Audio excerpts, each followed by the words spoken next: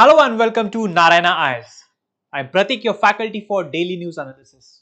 Students, in today's DNA session, we shall be focusing on four most important topics from the Hindu newspaper. Right? So, we'll have a complete understanding of these four topics, and these topics will immensely help you in your preparation, that is means as well as prelims examination. But before we start with the DNA session, let us go through a motivational quote, because motivation is a very important ingredient in your UPSC preparation, right? So today's motivational quote is, do things at your own pace, life's not a race. So please do not compare yourself with your friend, your colleague. No, try to keep a competition within yourself, with yourself. Do not try to see the marks your friends are getting. Try to see to what extent you are improving. Yes, understanding the score of your friends, or for that matter where you stand in the competition, is important, but you know your pattern of studying, you know how you approach different subjects. So please do not try to compare yourself with other person, your friends. Do things at your own pace, set targets, and gradually improve, gradually grow, right? So now for all those students who will be appearing in this year prelim examination, Narayana has introduced self-study planner, right? Those students who find it difficult to strategize, make a plan, we have come to your rescue by making a self-study planner. So all those students who are interested to have or go through the self-study planner in order to understand how plan is to be made, how it is to be followed, when and how you need to revise the subjects. So please, I request you to scan the QR code, download the application. Once you download the application, you'll get access to the self-study planner. So please try to go through the planner and try to follow the planner, which will guarantee your success in the prelims examination, right? And for all those students who plan to give the examination next year or next to next year, we have come up with 1 year and 2 year prelims cum means integrated course. This approach, or this 1 year and 2 year, is designed in such a way, for example, when it comes to 2 years, we have designed such a way that an aspirant, he completes the portion, right, in gradually in 2 years, so that by the end of 2 years, he's all get up, all prepared to give the examination, right? So again, those ones who are interested to enroll, please scan the QR code and fill in the details. Our team will get back to you. 1 year and 2 year, right? Now, these are the topics of the day. The first topic is taken from Hindu page number 9, closing the gender gap in the higher judiciary. Now, despite the constitutional provision of equality, the fact of the matter is the women in our judiciary are underrepresented. So we'll understand the reason, we'll understand certain statistics, we'll understand the reason why women are not represented in the judiciary, and what all we all can do, or what are the reforms that we may implement in the future to ensure equal representation. The second topic is taken from Hindu page number 8. Now the Indian Prime Minister is on a visit to Mauritius. Mauritius' location in the Indian Ocean makes it very important for our country to secure the maritime region.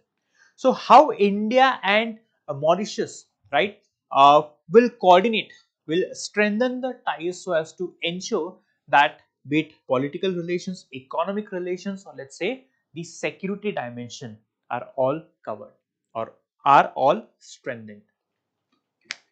Then the third topic is taken from Hindu page number 10. Now this again is a new development. Madhav National Park in Madhya Pradesh, it becomes India's 58th tiger reserve. So we'll understand about the Madhav National Park, we'll understand about the tiger reserves and all the institutions associated with the tigers in our country.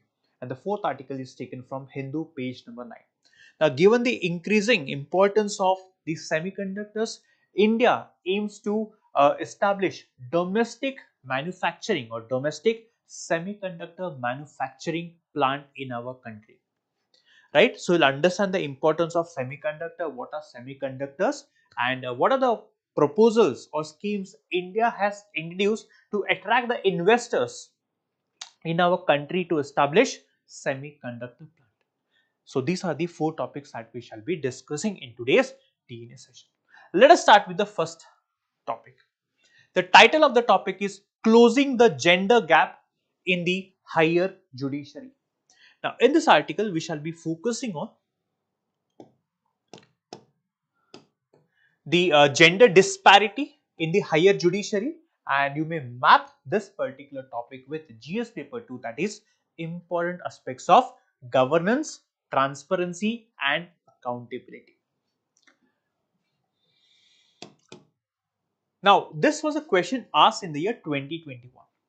The reason why we are discussing the topic is because of the importance of the topic for the UPSC examination. See the question asked in the year 2021, just 3 years before. Discuss the desirability of greater representation to women in the higher judiciary.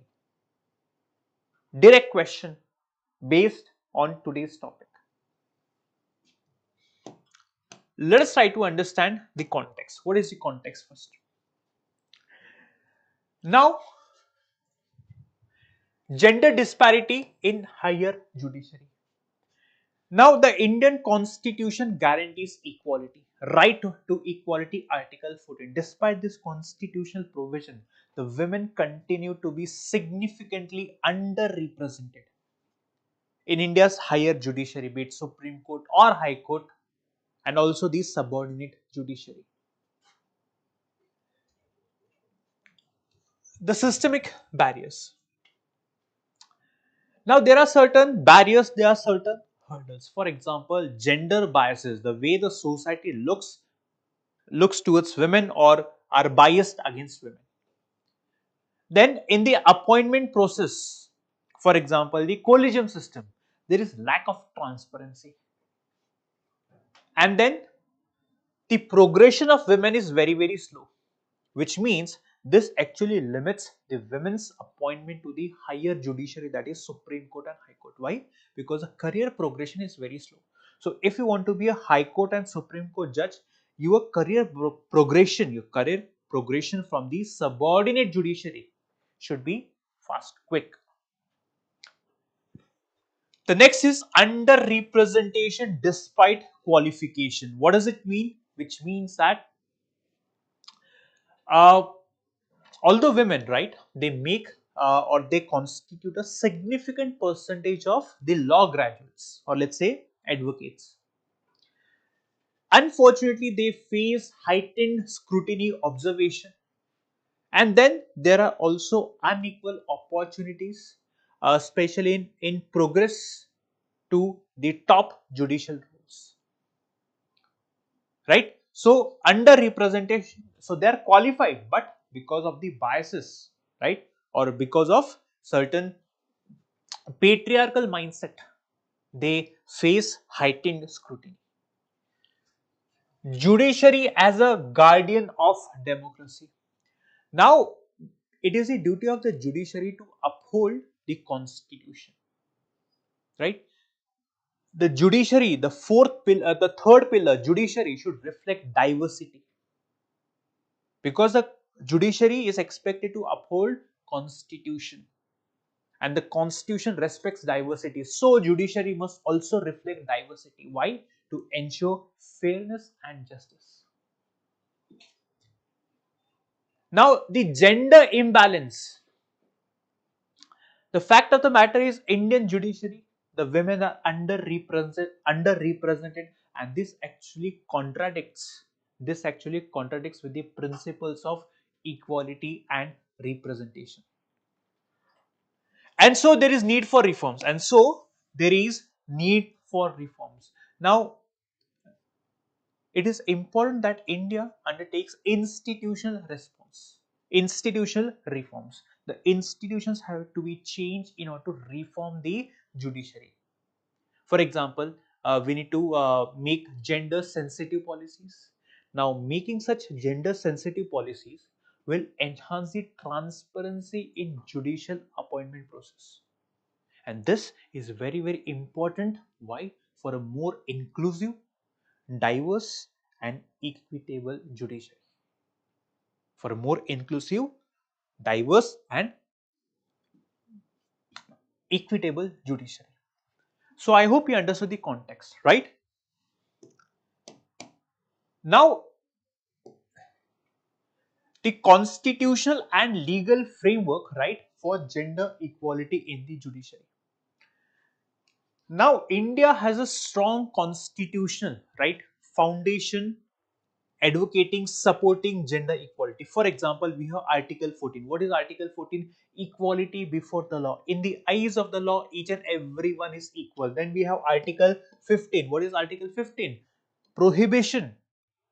There won't be discrimination on the grounds of race, religion, caste, and then sex, that is gender. Article 16, equal opportunities. When it comes to public employment, there will be equal opportunity given. Article 39, and these two articles are part of DPSP. Article 39, it ensures equal access to justice. Equal access to justice. And then Article 50. Article 50, it mentions that judiciary will be separated from the executive, which means there should be no interference of the executive in judiciary, right? So these are the constitutional protections. Then we have the convention on the elimination of all forms of discrimination, and then the SDG goal 5, that is gender equality. Now these two conventions, right, these two conventions, they reinforce the need for the empowerment of women, especially in the legal and the governance structures, that is in the government bodies. Now, despite these constitutional and legal safeguards, the structural barriers, it stops, it hinders the actual realization of equality in the judiciary. Why? Because of these structural barriers, the way the society views women, the patriarchal mindset, these structural barrier, it is actually slowing down or stopping the progression of women in the judiciary.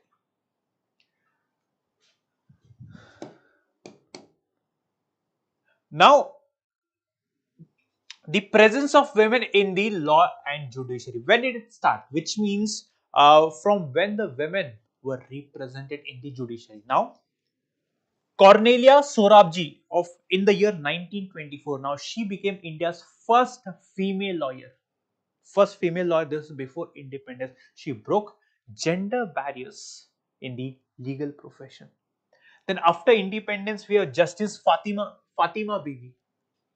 Now she was appointed as the first woman judge of the Supreme Court of India. And this appointment, it made a significant step towards gender representation in the higher judiciary, that is Supreme Court and the High Court. Now these are some statistics, right? I want you to go through these statistics to understand the representation. Why? When we said that the women are underrepresented in the judiciary, why? These are the statistics that support the argument that we made in the context. Now, as per this report survey, of the 4.32 lakh students enrolled in law programs, only 33% were women. Right? But we have some good news. Some national law universities have achieved higher female enrollment. For example, we have Rajiv Gandhi National University of Law, which has 77.5% female students. These are the students in the law programs, that is graduating in law. Then representation in the judiciary, subordinate judiciary, right? Now women constitute only 36.3% of the judges in the district judiciary. 14 states have recruited more than 50% women in the civil judge. So this again is a good news. High courts, as of August 2024, women comprise about only 14%. That's the reason the emphasis was on underrepresentation in the higher judiciary. And in the year 23, it was only 13, which means there was a marginal increase in the higher judiciary. So please, again, I want you to go through these facts. For example, this is Supreme Court, which means as of 2025, only 4 of the 34 judges are women, which is like only 12%, right? Then in the legal profession, so please go through this statistics to understand why women are, or to support the argument that women are underrepresented in the judiciary. Now we'll understand the barriers which contribute to the low representation. Why women are underrepresented is a question that we need to understand, right?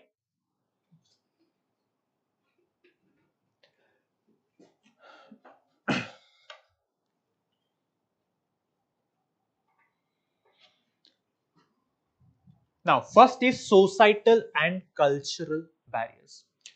The patriarchal mindset, especially the way, now patriarchal mindset, which means a society where men dominate over women.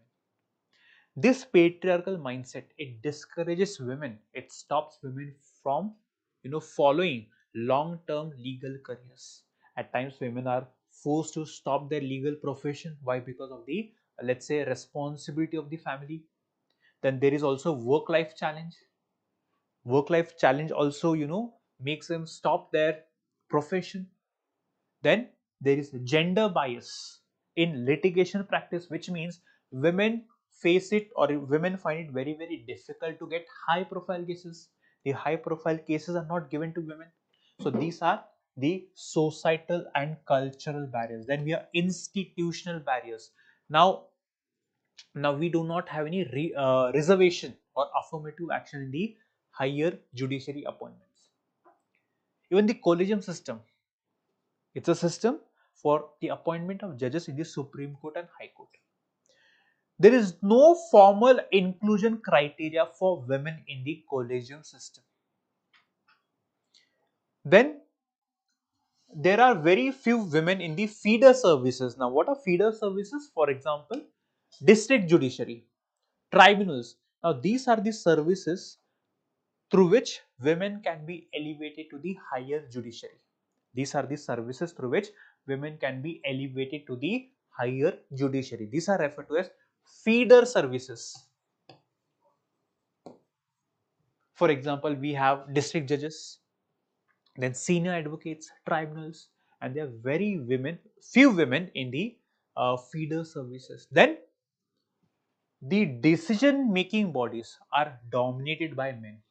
The decision making bodies are dominated by men, which means it limits the female representation in the judicial selections, right? Then the next is delayed career progression. Now, women are appointed later in their careers than men, and this reduces their chances of reaching senior judicial roles. The women judges often face scrutiny, surveillance, and biases. This questions their merit and competence. Workplace challenge. Now, there are discriminatory practices in legal profession as well. A profession which preaches equality, unfortunately, there are discriminatory practices in the legal profession as well. There are very fewer women in the law firms, which means there are less opportunities in litigation or the cases. Then there are gender biases in the courtrooms. Now, women lawyers and judges often struggle to gain the same credibility as their male counterparts. These are the challenges women face at the workplaces. Now, issues in the judicial appointment system. We discussed that NJAC, National Judicial Appointment Commission, right? This commission is responsible for the appointment of judges in the Supreme Court and High Court. Now, as we discussed that the appointment, sorry, NJAC, it's the collegium system, it's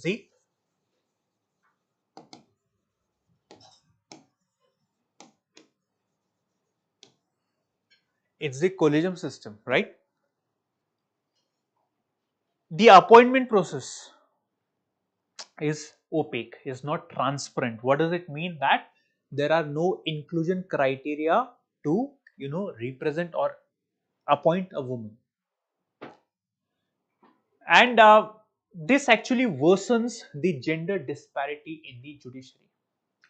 Now, the collegium system lacks transparency, which essentially means that there's no clear criteria for selection. Then, merit versus bias. Now, women must often prove themselves more than men. This is a problem. Women have to prove themselves more. Why? Only then they'll be considered for elevation, which means here women have to prove more than men. Then few women are nominated and recommended. Now, which essentially means that collegium system, the process, it lacks gender sensitivity. Right? That's the reason fewer women are nominated and recommended. Then disproportionate rejections. Now, women recommended for appointment, they often face delays, which means now the women are recommended, but the appointment face delays or are rejected. So these are the hurdles that the women have to face before reaching the higher judiciary. That's the reason it is very difficult for a woman to succeed in her life. Then we'll discuss the consequences of gender disparity in judiciary. What are the consequences? Now, the lack of gender diversity has many consequences. For example, impact on justice delivery. Now, the gender diverse benches, right? If the benches that hears the cases or gives a judgment, if these benches are diverse, it leads to more balanced and inclusive judgment, right? So the benches which means it can be a one judge bench, two judge bench, three judge, which means a case is looked after by either one judge bench, two judges bench, three judges bench, four, five. So let's say a case is looked after by five judges. Now having a women representative will lead to more balanced and inclusive judgment as well. Then public trust and judicial legitimacy. Now a judiciary which is dominated by the men, right, can be seen as lacking inclusivity, which means somewhere the trust of the public may erode if the judiciary is not inclusive, and the legitimacy of the judiciary may also affect if the judiciary does not, or if the judiciary is not representative, or if the judiciary is not diverse. Then inequitable interpretation of laws. Now, gender insensitive rulings. For example, in case of sexual harassment, let's say domestic violence, or let's say property rights. So if diversity, if diversity is missing in the judiciary, then this leads to rulings which are gender insensitive. This is not to say that men do not understand the problems of women, or men are casual when it comes to sexual harassment. No. Having a women will only give more voice, more perspective, more, let's say, more dimension. Then missed perspectives in policy and legal reforms, which means women judges, they contribute to a more gender inclusive legal discourse, right? Which means having women is important for more gender inclusive, and let's say to make the judiciary more diverse.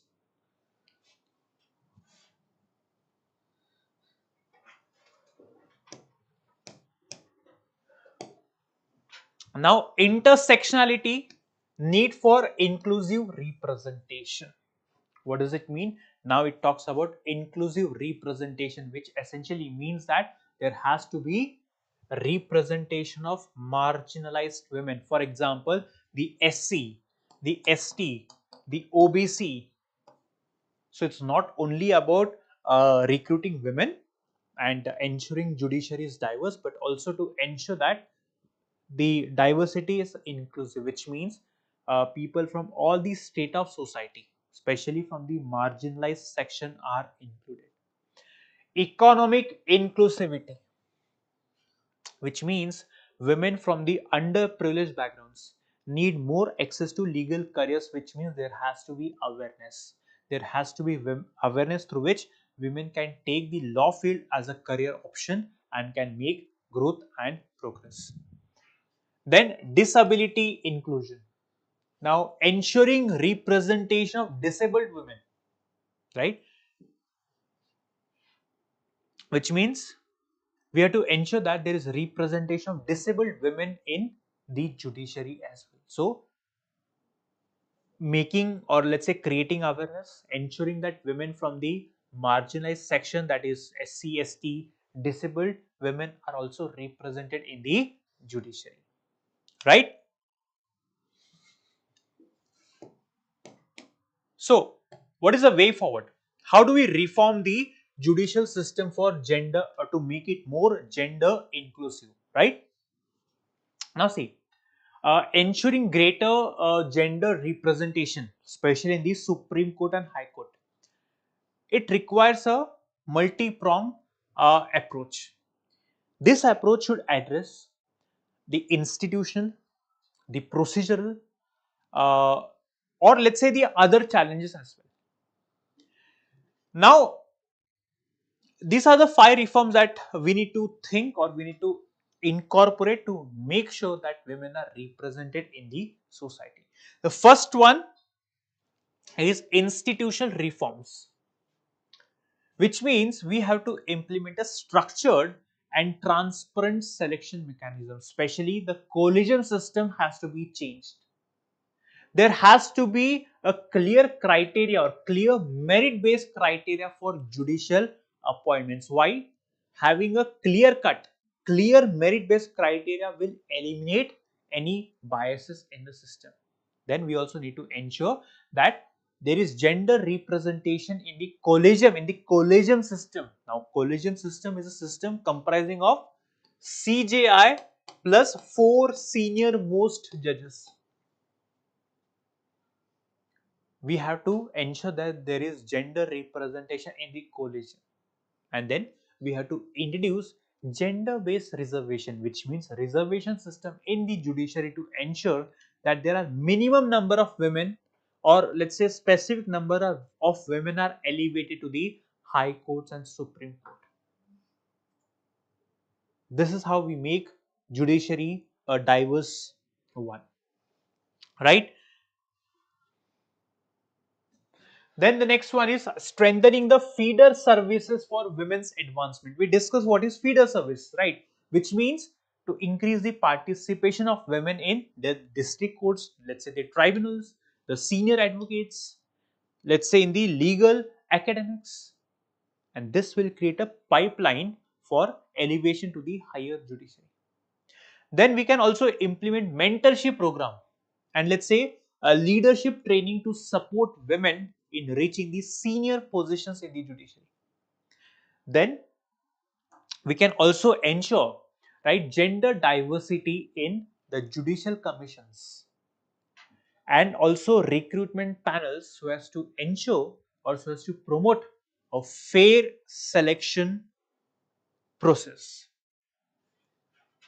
This is how we can strengthen the feeder services for the empowerment of women. Next, workplace equity and career progression for women in judiciary, which means we have to provide equal opportunities. Article 16. For example, litigation in bar councils as well as legal associations. Then it is important to encourage family-friendly policies such as flexible working hours, maternity support, and also we have to upgrade the infrastructure. For example, we need to have childcare facilities. So childcare facilities need to be made available in the courts. We have to make it friendly for the women as well, user friendly. Then we can increase, most importantly, we have to increase the funding. It is only through increasing, or by increasing funding, we can ensure that we have the robust judiciary to cater to the needs of the women.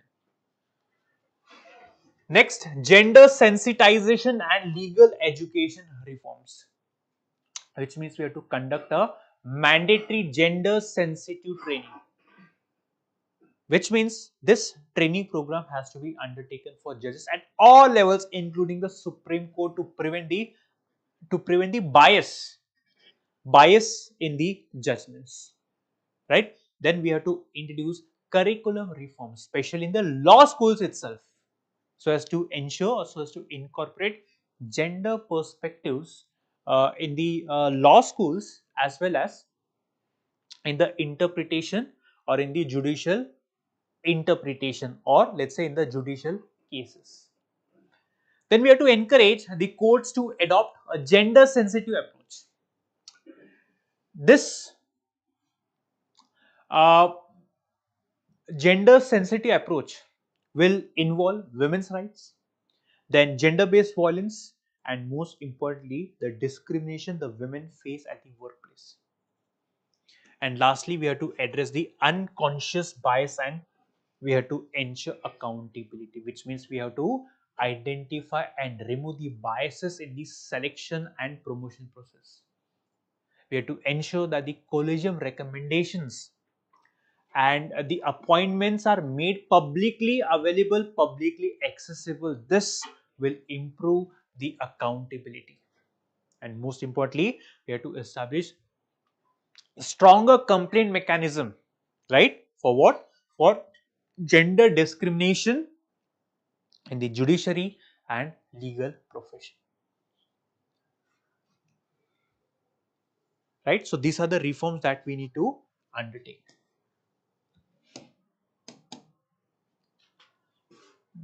Way forward, so please read the way forward points, right? I hope you understood the first topic, right? Now let us focus on the second topic, which pertains to India and Mauritius relations, right? This you may map under GS paper 2, international relations, right? So this was a question asked in the year 2022 on the maritime security challenges in India, right? So to secure the maritime space, the cooperation of India and Mauritius is very important. Let us try to understand the context.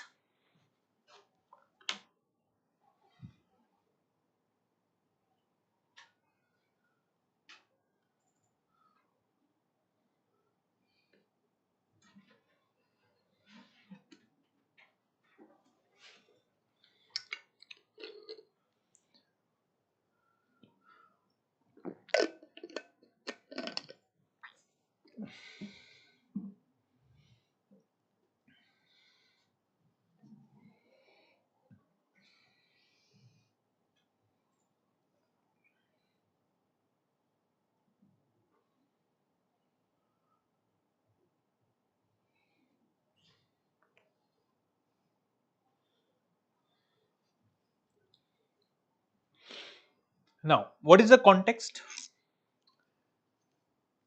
Indian Prime Minister is on a visit to Mauritius, right?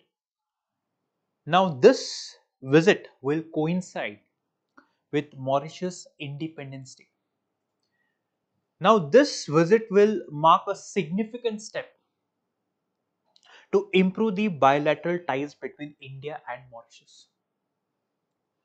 Now, this visit is very important. Why? Because Mauritius now has a new government. New government, which means new opportunity, opportunity for India to ensure that we support Mauritius in security, or let's say to reaffirm our support in areas of security, then economic cooperation, and most importantly, uh, diplomatic engagement. Now, if we talk about India and Mauritius, they share historical and cultural ties. During the British rule, right, the indentured laborers of Indians were taken to Mauritius, and that's the reason Mauritius has the presence of strong Indian community. Now, the impending visit of Indian Prime Minister, will make the ties between India and Mauritius strong. Be it the strategic ties, the economic ties, then the maritime ties, security ties. So it is to be seen how in the future how India and Mauritius can ensure the region is peaceful, the Pacific region is peaceful, Indian Ocean region is peaceful, and both nations cooperate and ensure that the relationship further strengthens. Right. So this is the context. Now we'll understand the different dimensions in the India-Mauritius relations. The first one is political and diplomatic relations. Now, uh, the relations between both the nations have remained very strong despite the transition. For example, some of the governments, right, the past government in Mauritius was not friendly towards India. So despite the hiccups, the relationship has always remained strong. Now, again, the way Modi conducts diplomacy, he, adds a personal touch to the relationship. And this personal touch, along with India's commitment to reinforce or to help Mauritius security and also ensure that both the nations are developing or prospering, right? So, political relations have always been stable, right? The next, the socio-cultural and people-to-people ties. Now see, nearly 70 percentage of Mauritius population, 70 percentage of Mauritius population, they are of Indian origin. And this is very important to strengthen the cultural and let's say the linguistic ties between both nations. For example, uh, Marathi, Telugu, Tamil and Bhojpuri are the languages spoken in Mauritius. Of course, the other languages, French and English, are also spoken. This symbolizes India's influence in the tiny island country. Now, if I talk about Mauritius, Mauritius again is a diverse country. For example, it comprises of, let's say, the Indian, African, Chinese, French communities, and this diversity makes it or makes Mauritius a very sort of a unique diplomatic partner for India. Why? Because India is also a diverse country. So this is about the cultural relation. The third one is economic and trade relationship.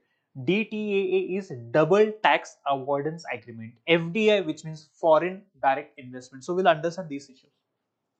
Now see, when it comes to trade, India is one of the important trading partners for Mauritius, right? Now what is this double tax avoidance agreement? Now see, Mauritius has historically been a major source of foreign direct investment, which means the investments into India flow from Mauritius. Why? Because of the double tax avoidance agreement. Now, investing through Mauritius helps the investing countries. Why? Because they save a substantial amount of tax. Double tax avoidance agreement. For example, initially, the investing countries had to face two problems. One, they had to pay taxes in the country of origin as well as they had to pay taxes in the country they are investing. So they were facing double burden of taxes. So to reduce this double taxes, India signed DTA with a few countries. So this DTA allows tax benefits for for the businesses investing through Mauritius. However, this agreement was amended in the year 2016. It was amended in the year 2016 because this DTA was being misused, which means the investing or the businesses were uh, failing to pay taxes in both the countries. Now, Mauritius is referred to as tax haven, which means the illegal money, or let's say the money, let's say generated, the revenue generated from, let's say, illegal activities, was converted into white money in the form of investments through Mauritius.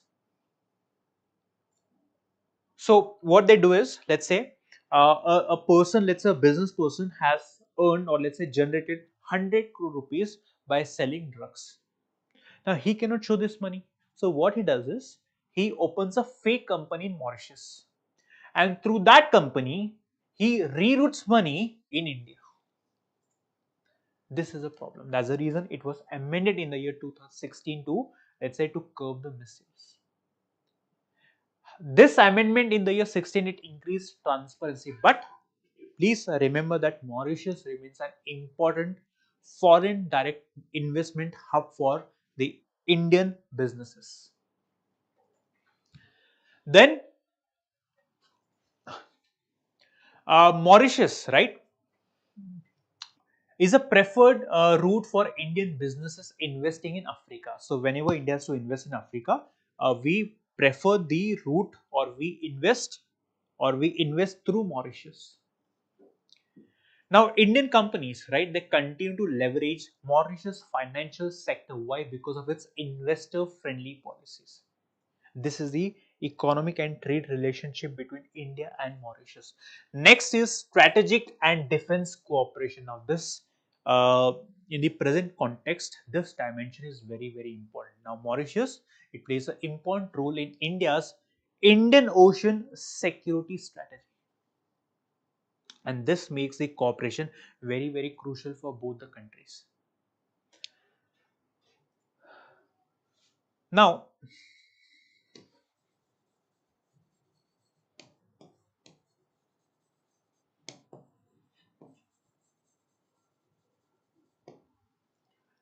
now Mauritius is an observer in the Colombo Security Conclave. This conclave, what is it? It's a regional security forum. It's a regional security forum. It comprises countries such as India, Sri Lanka, Maldives, Seychelles. Bangladesh is another observer country, which means India is seeking to strengthen the participation of Mauritius in the Colombo Security Conclave, and this will strengthen the regional security coordination in the Indian Ocean region. Then India also has military presence in Mauritius. Now we have developed military and naval infrastructure in Mauritius. Why?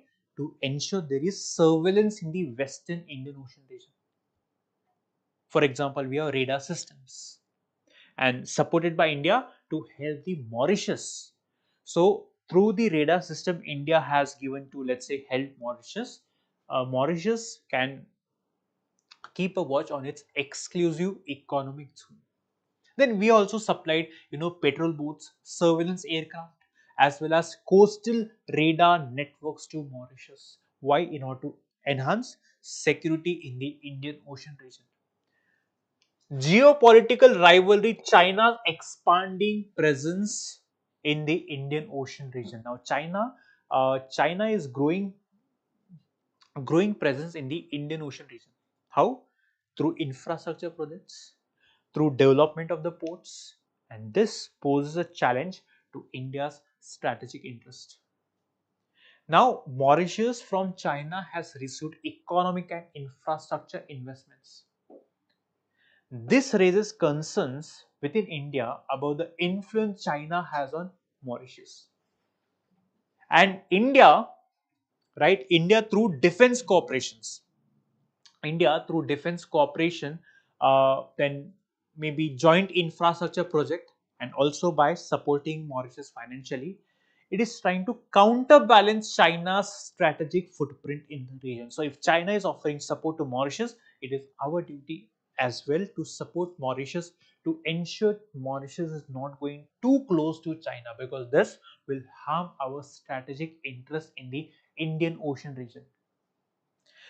And most importantly, the location of Mauritius in the Indian Ocean region, it makes it very, very important partner for our country to ensure that the region is stable, and most importantly, we are securing the important sea lanes through which trade is carried out. So these are the different dimensions of India and Mauritius relations. I hope you understood the second topic as well. Next, Madhav National Park in Madhya Pradesh becomes India's 58th tiger reserve. Right? So these are the dimensions that we shall be discussing in this article. A question asked on biosphere reserve. So a question can be asked on biosphere reserve, tiger reserve, right? So you should be prepared. Now this national park in Madhya Pradesh has been declared as the 58th tiger reserve, making 9th tiger reserve in Madhya Pradesh. Which are the 8 other tiger reserves?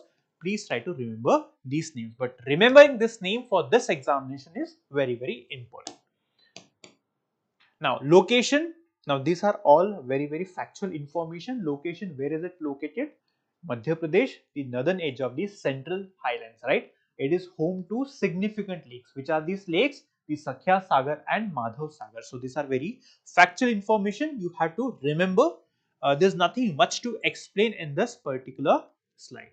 Rivers again. Uh, the park's drainage system flows towards the north and northeast. It contributes to Amar Nadi catchment area. So please remember this name, right? It also forms part of the catchment for the Sindh River. Now vegetation, flora, fauna, again very, very factual. So I want you to please remember, read it once, twice, thrice. That will be more than sufficient to remember the important points. This is important.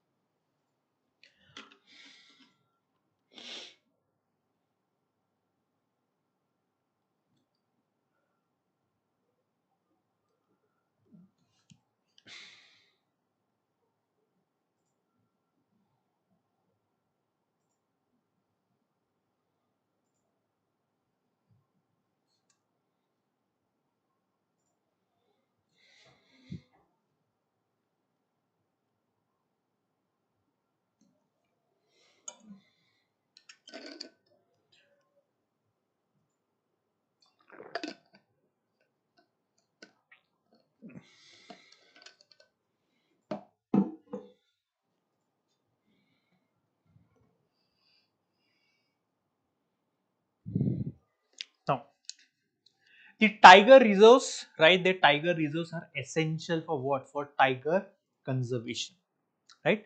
They are composed of two parts. One is the core or critical tiger habitat. Now, this critical tiger habitat, it inhabits or it holds national park or sanctuary status.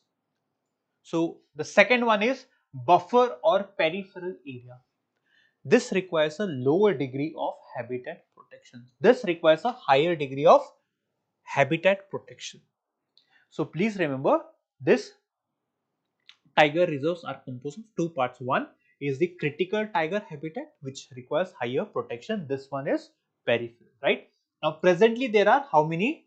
Please remember the number. There are 55 tiger reserves in our country, right? Now this slide is very important for your examination. Now, the tiger reserves are notified by the state government. One important point for your prelims examination. Who notifies it? It is a state government. As per which provision? As per this section is not important. Please remember the name of the act, that is Wildlife Protection Act 1972. So, the tiger reserves are notified by state government, right, on the recommendation, on the advice of the National Tiger Conservation Authority. So this National Tiger Conservation Authority, it's a statutory body. This body came into establishment through a law. So National Tiger Conservation Authority, right? It advises, based on the advice the state government notifies the tiger reserve. Once it is notified, right, and which are the steps involved? So which are the steps involved? One, proposal is obtained from the state. One, the state government has to submit the proposal. Then in principle approval is given by the National Tiger Conservation Authority, which means they will ask detailed proposals. Then the NTCA recommends the proposal to the state after due diligence, after going through all the, let's say, information. They submit or they recommend the proposal to the state government, and finally the state government notifies it. So few important things to remember in the examination. One, the state government notifies it. Under which law? Wildlife Protection Act. and on the advice of National Tiger Conservation Authority. Next, the alteration and denotifications. Now, alteration, changing and denotification of tiger reserve. Again, the Wildlife Protection Act of 1972. This law, it governs the alteration, change and denotification of tiger reserves. Now, this section is not important. Now, the boundaries of a tiger reserve cannot be altered. The boundaries cannot be changed without a recommendation from this authority and approval from the National Board for Wildlife. The boundaries cannot be altered without recommendation from NTC. Then a tiger reserve cannot be denotified by a state government unless it is in the public interest and has approval, which means the state government can notify it, but they cannot denotify it. They can only denotify once they get approval from National Tiger Conservation Authority and the National Board for Wildlife. Now, the National Board for Wildlife. National Board for Wildlife, what is it? It's a statutory body, which means it was established through a law, right? And it was constituted under which act? Wildlife Protection Act 1972. It is responsible for what? For the promotion of conservation and development of wildlife and forest. There are two authorities. One, the National Board for Wildlife. The other one is National Tiger for Conservation. National Tiger Conservation Authority. It's a statutory body. It's a statutory body again under which ministry? This ministry. Under this law. So this point is important. Composition. So all these points are very, very important for your prelims examination. Which ministry? Under which law? So both the boards, National Board for Wildlife and this particular board, are statutory body established under the National Wildlife Act of 1972. And composition, the minister in charge of Ministry of Environment, he acts as chairperson. Then the Minister of State in the Ministry of Environment, he acts as vice chairperson. Then the members of Parliament, Secretary, Ministry of Environment, they act as other members. So what does it mean? That the state members are not represented. Minister of State doesn't mean that minister of that particular state. It is a minister which is below, let's say, the cabinet minister, right? So these are the points that you need to remember for the prelims examination.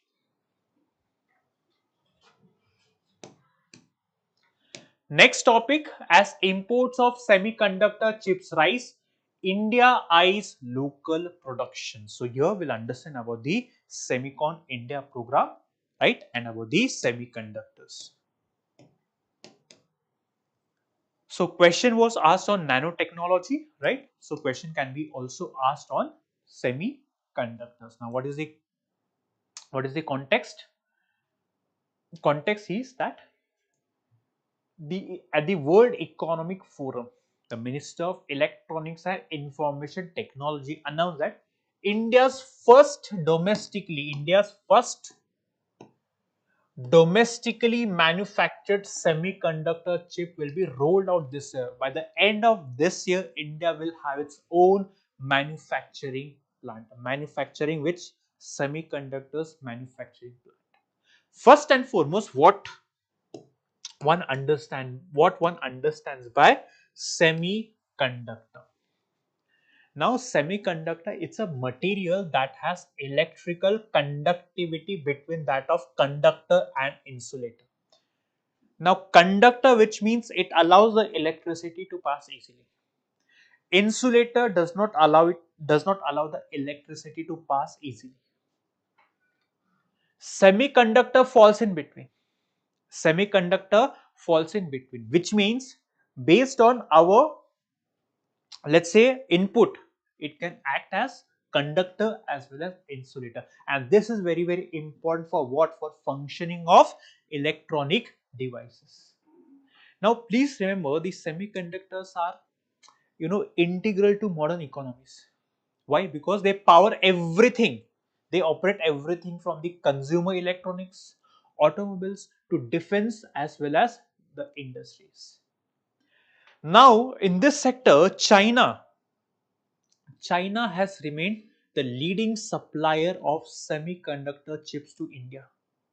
China accounts for nearly one third of the total import value annually. Now, given the competition between India and China, right, the border tensions, it is very important for India to reduce India's dependency from China. And for that, we have to enter into collaboration with other countries, or we have to set up our own domestic manufacturing plant. For that, India has launched the Semicon India Programme. This is a program launched to set up what? To develop the country's semiconductor, right? This program was launched in the year 2021. Why? To develop India's semiconductor and display manufacturing ecosystem in our country. And these are the schemes under this, these are the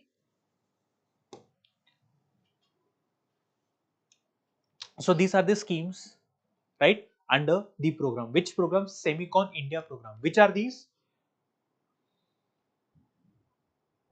Yeah. So the objectives of this program. What is the objective? To establish semiconductor and display fabrication facilities, developing a comprehensive semiconductor ecosystem, enhancing India's role in the global value chain, global supply chain, and then creating high value jobs and skill development. So these are the objectives of the Semicon India program. Now,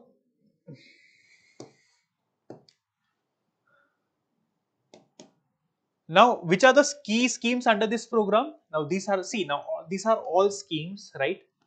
Through these schemes, for example, design. When it comes to design, support semiconductor design. So the startups that are involved in the design of semiconductors, they receive incentives from the government, right? Which covers 50% of their R&D cost. Startup, which means they do R&D. So the total expenditure they incur as part of R&D, the government will be giving them 50% financial assistance. This is what we understand by the design linked incentive, right? So these are the schemes. You please go through these schemes. Production linked incentive, which means in order to attract the investment in the semiconductor industry, the government plans to give them tax concessions, tax rebates, so as to attract investment in the semiconductor industry. So these are the key schemes. Please, you can mention like 3 to 4 schemes in the answer. That will be more than sufficient. So what are semiconductors? The schemes introduced by the government under this, to enhance India's robustness in the global semiconductor supply. So these are the points that you need to remember, right, in the fourth article. I hope you understood the fourth article as well. Now these are the main questions, right? Analyze the reasons behind the gender disparity in India's higher judiciary. Suggest measures to enhance women's representation in high courts and the Supreme Court. Now again, in the question, first highlight the challenge, that is the gender disparity in the higher judiciary, Supreme Court and the High Court. Now to make the introduction more powerful, you can also mention the stats, that is the number of judges in the Supreme Court and High Court, which will add more weightage to your answer. Then in the body of the answer, you have to first mention the reasons for gender disparity in the higher judiciary. Now we have discussed each and every point, so I'm not going to repeat the same point, right? So please go through the lecture to understand each and every reason. Then we understood the reforms in order to ensure gender inclusivity in the higher judiciary.